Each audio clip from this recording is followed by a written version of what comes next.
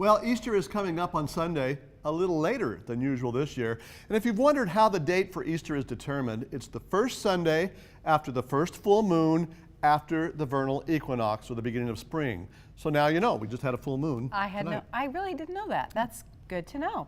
Well, you know, one of the things I always love about Easter is an Easter lily, and I've always hated to see them kind of fade after Easter. It seems like that happens fairly quickly.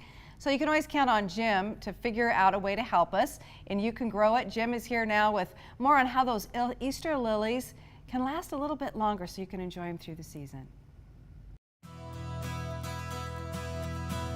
Here at Edwards Greenhouses in Boise and at many other local garden centers, Easter lilies have been growing for several weeks, and since Easter can fall anywhere from late March to mid-April, growers carefully force bloom them so that their fragrant flowers don't bloom too soon, but will be ready to open right around Easter Sunday. Easter lilies are one of the most recognizable holiday flowers in the world, and just as poinsettias are the iconic flower of Christmas, the pristine white blossoms of Easter lilies are the iconic flowers of the Easter holidays, symbolizing purity and grace. You may have one of these beautiful lilies in your home this weekend for Easter, and with proper care, it can continue to produce beautiful blooms even after Easter has come and gone. Here are a few tips to help keep yours growing.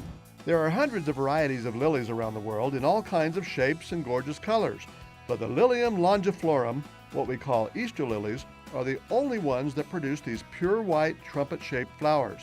They face outwards at the top of a 2 to 3 foot tall stem that's covered with dark green leaves. When you get your Easter lily home, carefully unwrap it and discard the decorative packaging. The paper or foil around the pot tends to hold the water in, and your lily will deteriorate faster if the roots stay too wet. As the flowers open and start to mature, remove the anthers. Anthers are those long yellow stems growing from the center of the flower. Removing them will prolong the life of the bloom and prevent the yellow pollen from staining the pristine white petals. Place your lily in a spot where there's plenty of natural daytime light, but keep it out of direct sunlight, which will shorten the lily's lifespan. Easter lilies also like relatively cool temperatures, around 65 degrees, for the flower to last their longest. Keep it away from the drafts or heat vents. Easter lilies like to stay slightly moist, but you don't want to overwater them. When the soil starts to feel dry to the touch, water it thoroughly until it's completely soaked and drips through the drain holes in the pot. Then hold off on watering until the soil starts to dry out again. Once all the flowers are gone and the danger of frost is past, you can plant your lily outdoors. Choose a sunny location with rich, well-drained soil. Plant it about 6 inches deep, the same depth as it was in its original pot.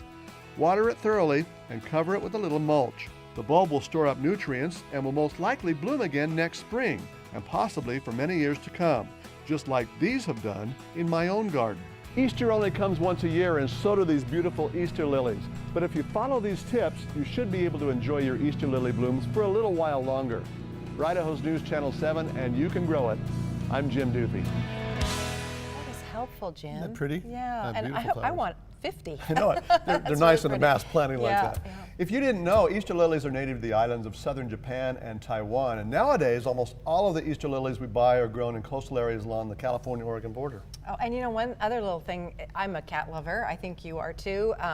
Cat lovers, some species of lilies, they can be toxic to cats. So some cats just like to lick the pollen. Some like to eat the plant. So if you ever see that happening, be sure you call your veterinarian right away. And sometimes they brush up against the plants out in the garden and then they lick it off their fur. So okay, good to know. All right.